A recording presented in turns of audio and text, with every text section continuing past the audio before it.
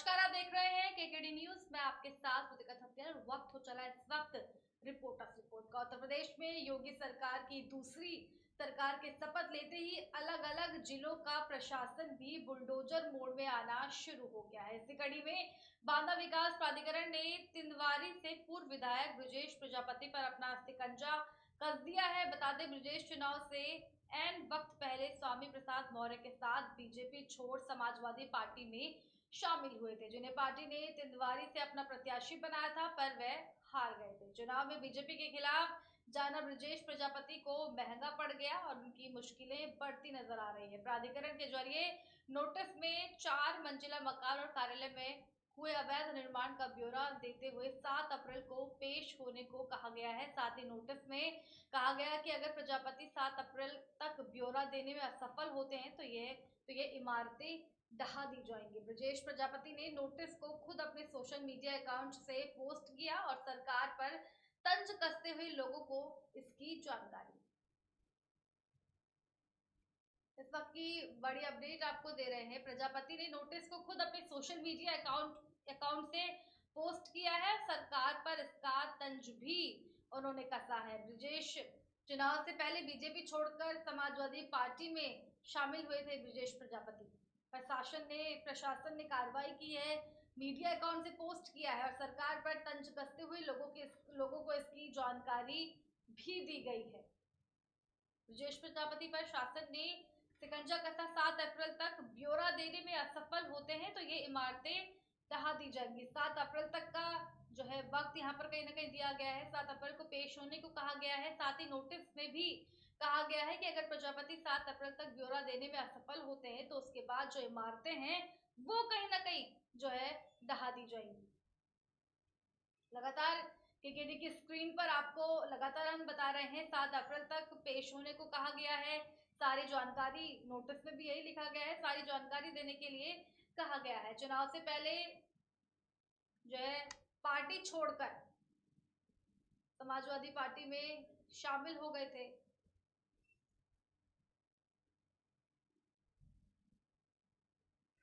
चुनाव से पहले समाजवादी पार्टी में शामिल हो गए थे ब्रजेश पाठक। सात चुनाव से पहले जो है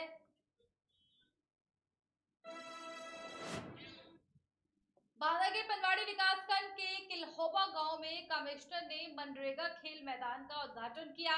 नवनिर्मित पार्क और खेल मैदान का शुभारंभ ग्राम प्रधान ने फीता काटकर किया। इस दौरान मंडलायुक्त ने ट्रैक की गुणवत्ता जांचने के लिए उस पर दौड़ भी लगाई। उद्घाटन के दौरान मंडलायुक्त, डीएम और सीडीओ सहित कई अफसरों ने मौके पर मौजूद रहे। इसके बाद मंडलायुक्त और डीएम ने प्रधान और पंचायत सचिव को इसके लिए बधाई भी दी और कहा कि बाकी प्रधानों को इससे सीख लेनी चाहिए। मंडलायुक्त ने कार्यालयों के दौरान अच्छा कार्य करने वाले ग्रामीण सचिव और प्रधान को प्रशस्ति पत्र देकर सम्मानित भी किया, जिसके बाद मंडलायुक्त ने जनसंवाद पर ग्रामीणों की समस्या भी सुनी।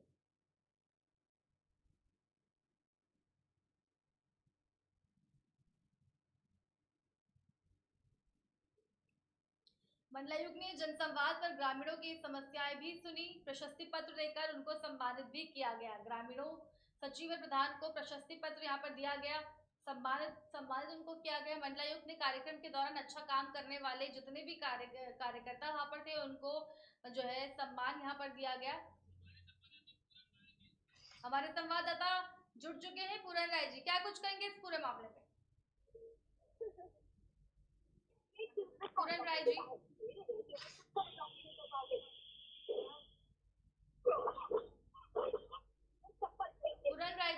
पूरन राय जी आवाज पहुंच पा रही है मेरी आप तक? पूरन राय जी, आपको बता दें कि बांदा के पनवाड़ी विकासखंड के किल्होवा गांव में कमिश्नर ने मनरेगा खेल मैदान का उद्घाटन किया है। नवनिर्मित पार्क और खेल मैदान का शुभारंभ ग्राम प्रधान ने फीता काट कर किया। इस दौरान मंडलायुक्त ने ट्रैक की गुणवत्ता जांचने के लिए उस पर दौड़ भी लगाई। उद्घाटन के दौरान मंडलायुक्त, डीएम और सीडीओ सहित कई अफसर मौके पर मौजूद रहे। इसके बाद मंडलायुक्त और डीएम ने प्रधान और पंचायत सचिव को इसके लिए बधाई भी दी और कहा कि बाकी प्रधानों को भी इससे सीख लेनी चाहिए। मंडलायुक्त ने कार्यक्रम के दौरान अच्छा काम करने वाले ग्रामीणों, सचिव और प्रधान को प्रशस्ति पत्र देकर सम्मानित भी किया, जिसके बाद मंडलायुक्त ने जनसंवाद पर ग्रामीणों की समस्या भी सुनी। आपको बता दें, मंडलायुक्त ने गुणवत्ता जांचने के लिए मैदान में दौड़ भी लगाई। सब जितने भी लोग थे उन सबको वहां पर प्रशस्ति पत्र देकर उनका सम्मान भी किया गया। इसके लिए बधाई भी दी गई और बाकी प्रधानों को इस चीज से सीख लेनी चाहिए, इस तरीके की बातें भी वहां पर कहीं ना कहीं की गई। मंडलायुक्त ने गुणवत्ता जांचने के लिए सीडीओ सहित कई अफसर मौके पर मौजूद रहे। उद्घाटन के दौरान मंडलायुक्त, डीएम और सीडीओ सहित कई बड़े अफसर वहां पर मौजूद रहे। शुभारंभ ग्राम प्रधान ने फीता काटकर किया। उद्घाटन नवनिर्मित पार्क और खेल मैदान का शुभारंभ ग्राम प्रधान ने फीता काटकर किया। पूरन राय एक बार फिर से हमारे साथ जुड़ चुके, मेरी आवाज आप तक पहुंच पा रही है सर?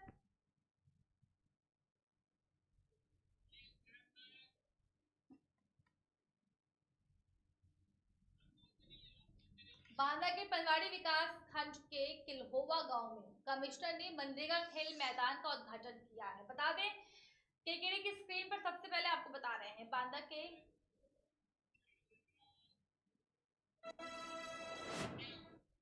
आजादी के अमृत महोत्सव के तहत भारत सरकार ने राष्ट्रीय स्वच्छ गंगा मिशन की शुरुआत की है।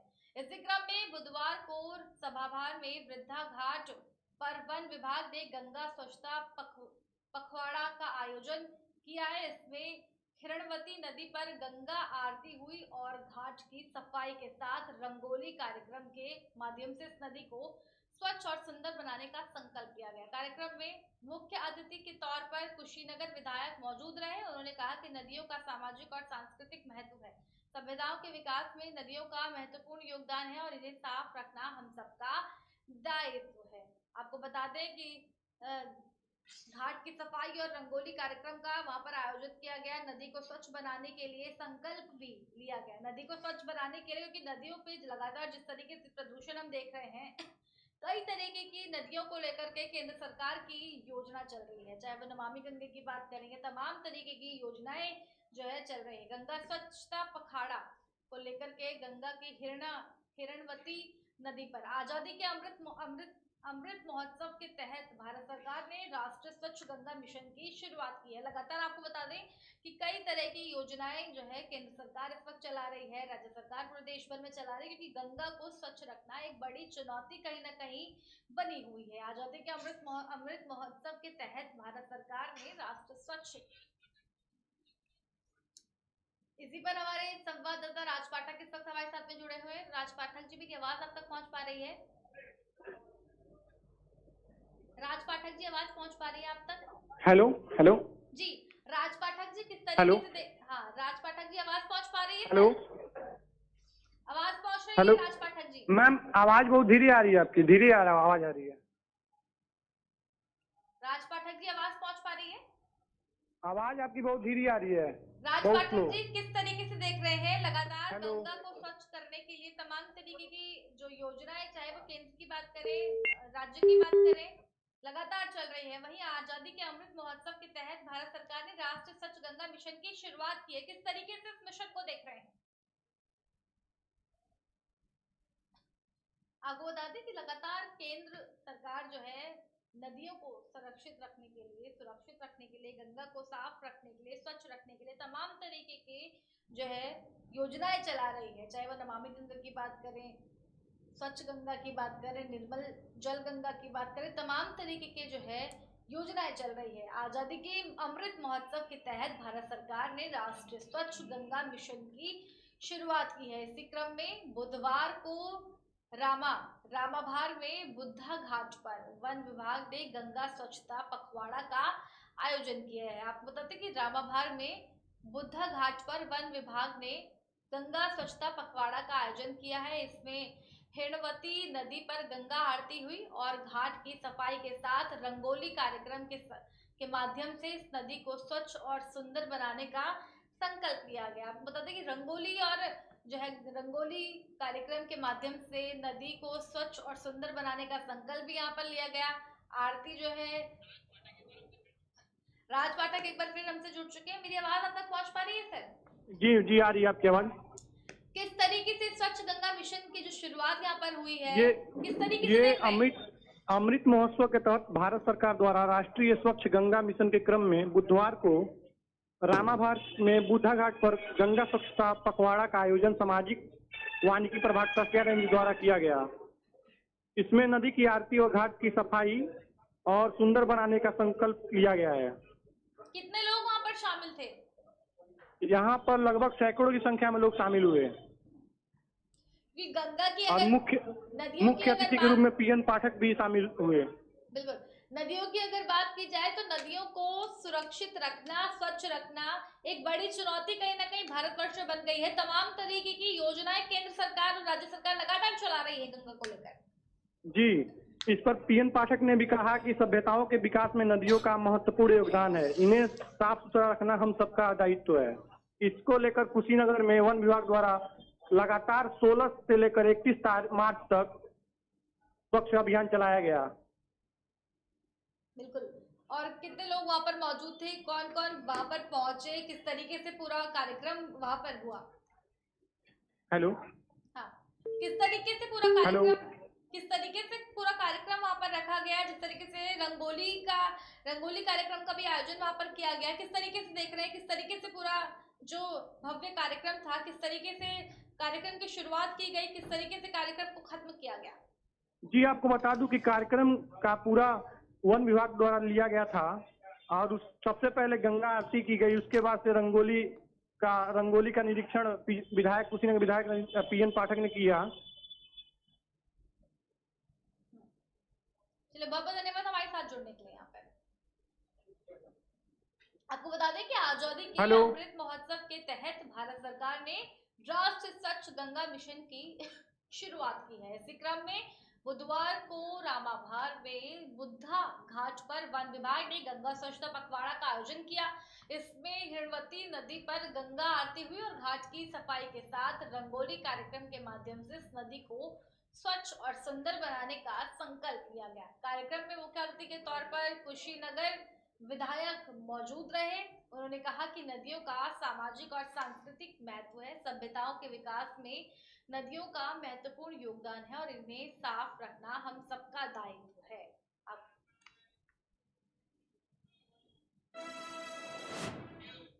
मध्य प्रदेश के छतरपुर में जिला चिकित्सालय की बड़ी लापरवाही का मामला सामने आया है। दरअसल बुधवार को देर रात जिला चिकित्सालय के गेट पर एक महिला ने बच्ची को जन्म दिया। इस दौरान उसके सास भी मौजूद रही। जन्म देने के 2 घंटे पहले से महिला अस्पताल के गेट पर तड़पती रही, लेकिन डॉक्टर और नर्स नहीं पहुंचे, ना ही उसे भर्ती किया गया। यह पहली बार नहीं जब अस्पताल प्रबंधन की गंभीर लापरवाही सामने देखने को मिली है। एक और जहां प्रदेश के मुख्यमंत्री शासकीय कार्यक्रम से पहले कन्या पूजन करते नजर आते हैं, वहीं दूसरी तरफ कई महिलाएं अस्पताल के गेट पर ही बच्चियों को जन्म दे रही हैं। प्रदेश में इस तरह की कई घटनाएं सामने आ चुकी हैं, जिसमें प्रसव के दौरान कई महिलाओं ने दम तोड़ दिया है, लेकिन फिर भी स्वास्थ्य विभाग इस मामले को गंभीरता से लेने को तैयार नहीं है।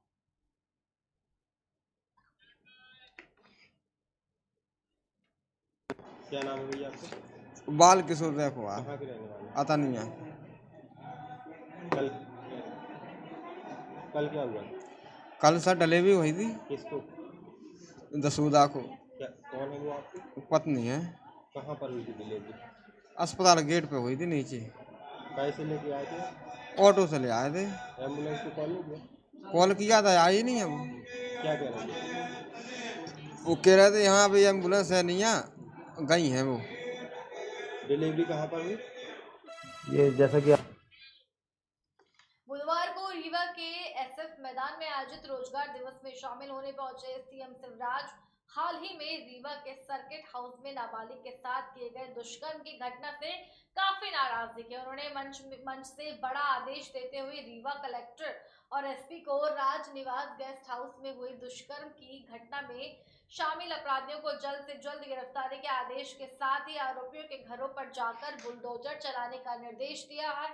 सीएम के कड़े तेवर के बाद पुलिस के आला अधिकारी हरकत में आए हैं और बाबा की तलाश में रीवा सहित आसपास के जिलों में लगातार तलाश शुरू कर दी है, जिसमें उन्हें सफलता भी जल्द हाथ लग गई और बलात्कारी महंत को सिंगरौली से गिरफ्तार कर लिया गया। दुष्कर्म की घटना के बाद से ही बाबा फरार चल रहा था। सिंगरौली पुलिस को बस स्टैंड के पास एक नाई की दुकान में आरोपी के होने की सूचना मिली थी, जिसके बाद पुलिस की टीम ने घेराबंदी कर वहां से आरोपी को गिरफ्तार कर लिया। महंत बाल और दाढ़ी कटाकर भेष बदलकर भागने की फिराक में था। पकड़े गए महंत को पुलिस सिंगरौली से रीवा लेकर आ रही है, जिसके बाद उससे पूछताछ में घटना में शामिल अन्य आरोपियों के बारे में पुलिस पता लगाएगी।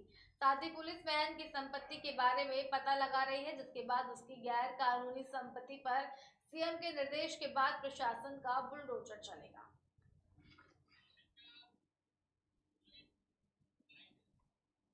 ये जैसा कि आप लोगों को पता है कि मामले को पुलिस ने बड़ी संज्ञान गंभीरता से लिया था। साथ ही वरिष्ठ अधिकारियों के द्वारा इसमें पूरा सुपरवाइजर मार्गदर्शन दिया जा रहा था, जिसके कारण से टीमें बनाई गई थी और टीमों के माध्यम से लगातार पतासाजी चल रही थी आसपास के जिलों में और तकनीकी सहयोग के माध्यम से। उसी के तहत ये सिंगरौली में जो आरोपी था, मुख्य आरोपी था जिस घटना का, उसको पुलिस के द्वारा अभिरक्षा में ले लिया गया है और वैधानिक कार्रवाई की जा रही है। कुल कितने आरोपी थे सर? इस घटना में टोटल अभी तक 4 आरोपियों के बारे में बच्ची ने बताया था जो उस कमरे में थे। इसमें से एक फ़ोन से उसको बुलाने वाला, दूसरा उसको गाड़ी से ले जाने वाला और इसके बाद फिर एक जो मुख्य आरोपी के साथ आया था वो मुख्य आरोपी। इसके अलावा भी बच्ची ने कुछ जानकारियाँ दी हैं, उसके बारे में पुलिस तस्दीक कर रही है अभी। और इसके साथ साथ इसके अलावा और भी किसी का कोई रोल रहा होगा तो उस संबंध में उसके